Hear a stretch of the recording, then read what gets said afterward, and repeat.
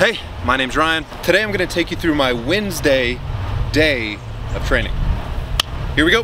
First and foremost, let's just get loosey-goosey here.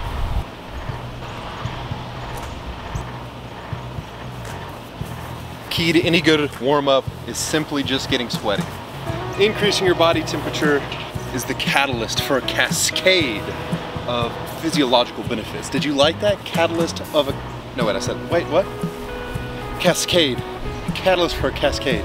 I'm a word magician.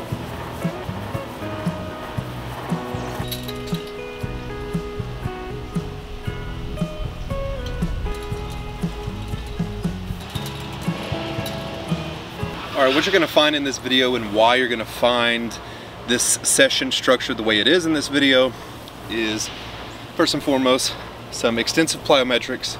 I do a few other jumps in my other sessions throughout the week, but I always like to keep like an extensive thread of plyos in my sessions, just because I never make them I never make jumping the ultimate priority, and I just feel like I'm always lacking in volume there, so I just like to keep a thread of extensive jumps in my programming because of that.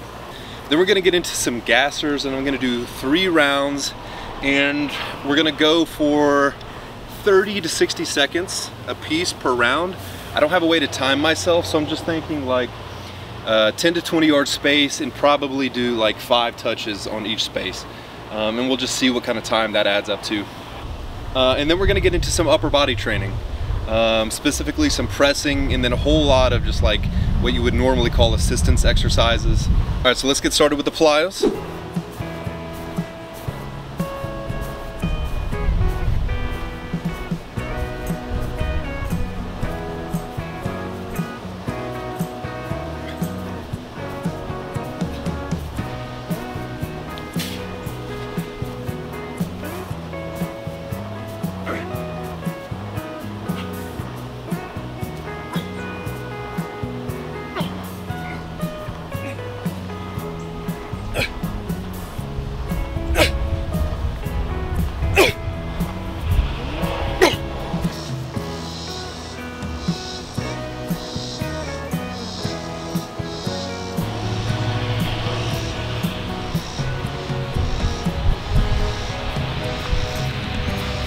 I think it's a pretty fair line of thinking to ask yourself why you should even jump and just stay in a training program, particularly if you're just a normal guy like me, where you're not necessarily competing for something and just wanting to be as strong and as physically robust as possible. Number one, I think that robustness is also the potential to like do anything, any kind of quality that we are capable of. And jumping is one of those qualities. And I think that if you can jump capably, it's a sign of just like general physical preparedness. And like if you have issues jumping and handling jumps, to me that seems like a pretty big gap in physical preparedness and training that you would want to close. It's like, it's something that you should be able to do. Maybe not even necessarily from like the benefits that jumping provides, although it provides a host of benefits. It's more so through the lens of like, well, if you can't jump, if your lower body can't tolerate jumping, you might not be as in good of a shape as you thought you were. It's also a great idea to expose your tissues to a wide variety of stimuli. If you continuously expose yourself to the same thing over and over again in terms of the nature of the stimulus, like let's just say squatting, for example, if that's the only thing that you did in terms of lower body training, I think you're bound to run into some sort of overuse issues because there's no variety in the nature of the stimulus. And by nature of the stimulus, I mean the velocity, the intensity, the volume, the particular way that the structures associated with the task are moving throughout the task. Jumping is so different from squatting in that regard. Knock on wood, I've never had any problems with my ankles, knees, or hips. And anecdotally, I would contribute a lot of that just to the fact that I keep jumping in my program at all times. All right, see you on the other side.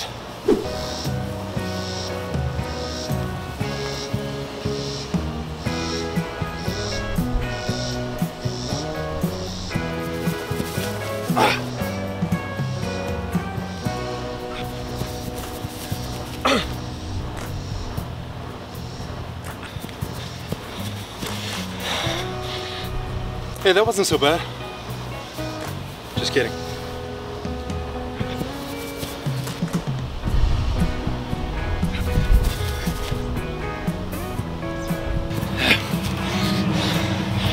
think the pursuit of strength is such a noble and rewarding path. But like, if that is your sole endeavor, which it was mine for quite some time, it's easy to think that you're maintaining like a well-rounded base of fitness simply because you're lifting weights. It's like, no, man, you are neglecting some pretty seriously important qualities of fitness. Look how out of breath I am right now, just for running 30 seconds. And not even at that fast of a pace either. I mean, definitely faster than what I can maintain in a steady state for sure. But still, I'm sucking down air like nobody's business. And it's like that adaptation, my body's ability to deliver oxygen to my muscles and my muscles' ability to extract it is just piss poor. It's not even close to being good. And truthfully, it's a little embarrassing. So let's work on that.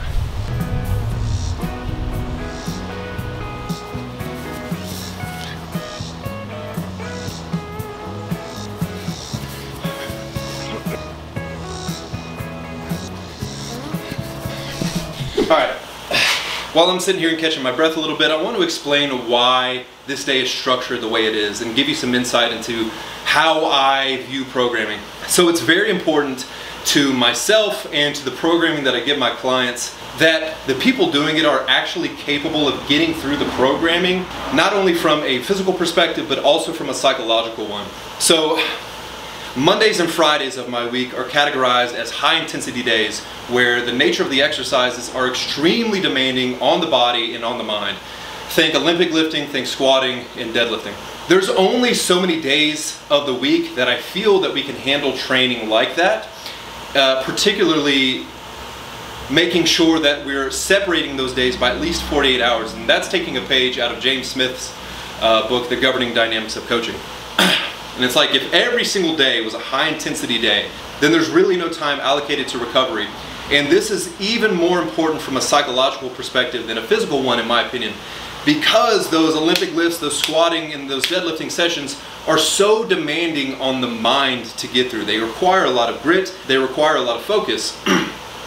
And I know that like there's a certain element to those sessions that is vastly different than something like today, which I would categorize as like a medium intensity day, where the nature of the exercises are not as demanding as the Olympic lifts, the squatting, and the deadlifting. So today we did some conditioning, we did some plyometrics, both low intensity in nature, and then we're going to do some pressing and some upper body exercises. I don't have to get too aroused for these. I don't have to be so crazy focused. I know that it's a session that I cannot, just go through the motions through, but it's definitely not as taxing on the mind.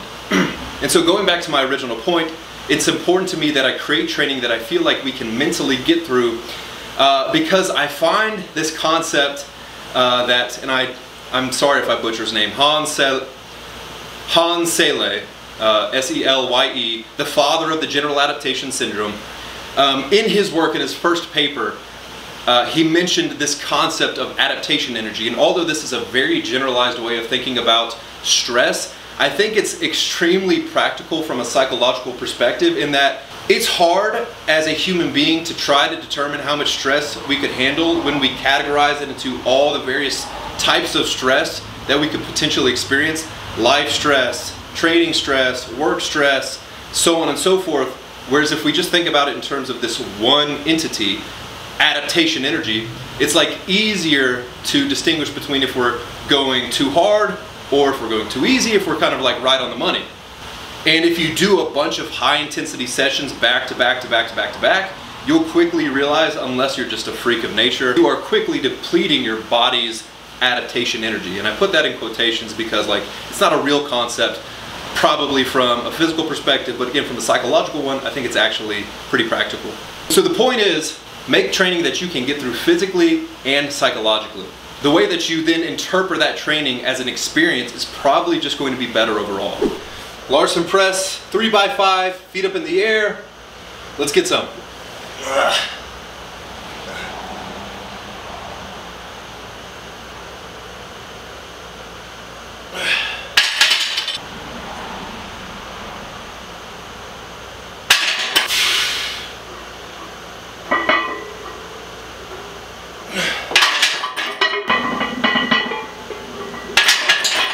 First set.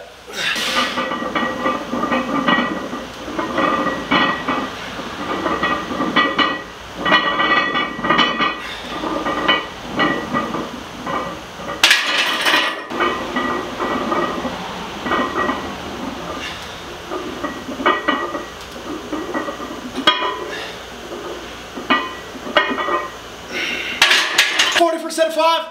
Yep. Ah.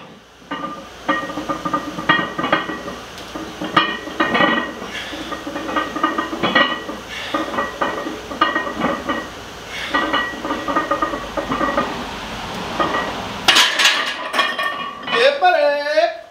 Another great benefit to a session like this is now it's pretty much just downhill. I can maintain a lot of momentum and just knock these exercises and sets out. And so I'm going to do a little bit less talking because I want to be time efficient here, and I'm just going to show you the exercises that I'm doing.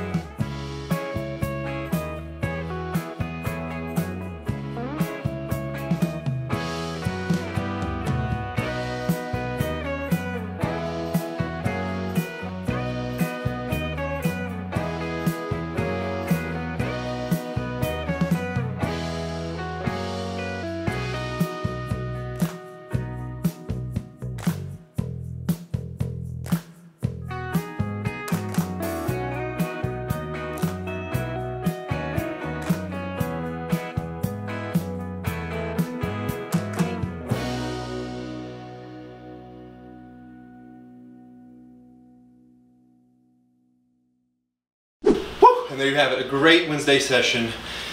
I don't feel trashed. I feel like I can go inside, take a quick shower, make dinner, hang out with my family, and like be present, right? And honestly, that workout probably would have taken me 45 minutes, if that, if I had not been yapping to the camera in between every set. Never forget, I don't just say it just because it's my mantra, it's my tagline. Training is fun. Training is fun.